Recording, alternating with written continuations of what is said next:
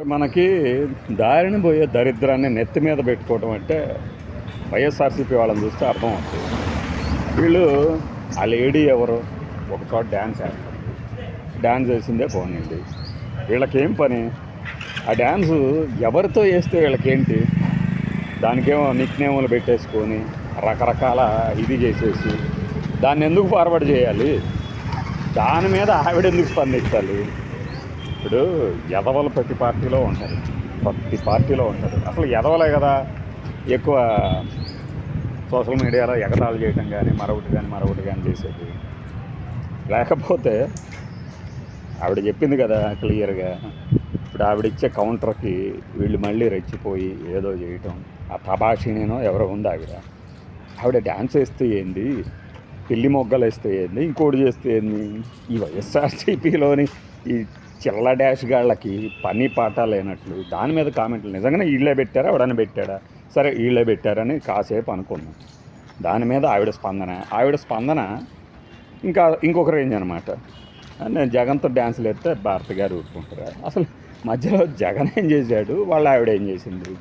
అంటే బుద్ధి తక్కువ రకాలు. ఇప్పుడు కొంత పర్సనాలిటీ డెవలప్మెంట్లో చెప్తూ ఉంటారు కదా, ఎదవలతో మీరు వాదనకు దిగమాకండి, మిమ్మల్ని మీరు వాదనలో గెలిచినా కూడా మీరు ఎదవల స్థాయికి దిగజారిపోతారు అని. అయ్యే జరుగుతుంది. వాళ్ళు ఎవరో ఎక్కడో ఏదో పెళ్లిలో డ్యాన్సులు వేసుకుంటే వీళ్ళు గెలకటమే తప్పు అయిన తర్వాత ఆమె వచ్చేసేసి ఏం చేస్తారో చేయండి, నేను రెడీగా ఉన్నాను. ఏందో మాటలు. సరే ఆవిడ స్థాయి అది.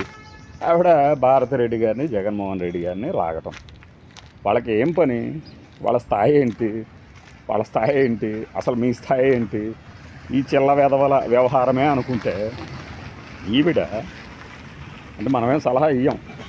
ఆమెను అన్నారు కాబట్టి ఆవిడ ఏమైనా అనొచ్చు, అంతే కదా. నన్ను ఎవడైనా కామెంట్ చేస్తే దాని మీద రిటార్ట్ ఇవ్వాలా వద్దా అనేది నాకు సంబంధించిన, నేనెట్టా స్పందించాలనేది కూడా ఇంకొకటి చెప్పకూడదు. కానీ సంబంధం లేని వాళ్ళని తీసుకురావడం ఏంటి?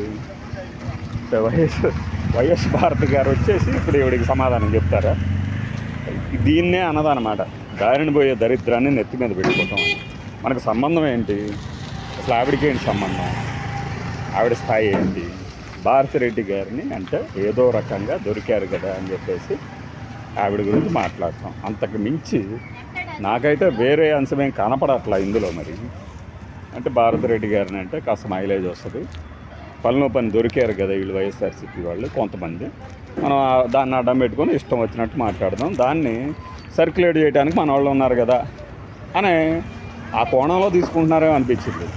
ఈ విధంగా దారిని పోయే దరిద్రాన్ని నెత్తి మీద పెట్టుకున్నట్టే ఉంది మరి.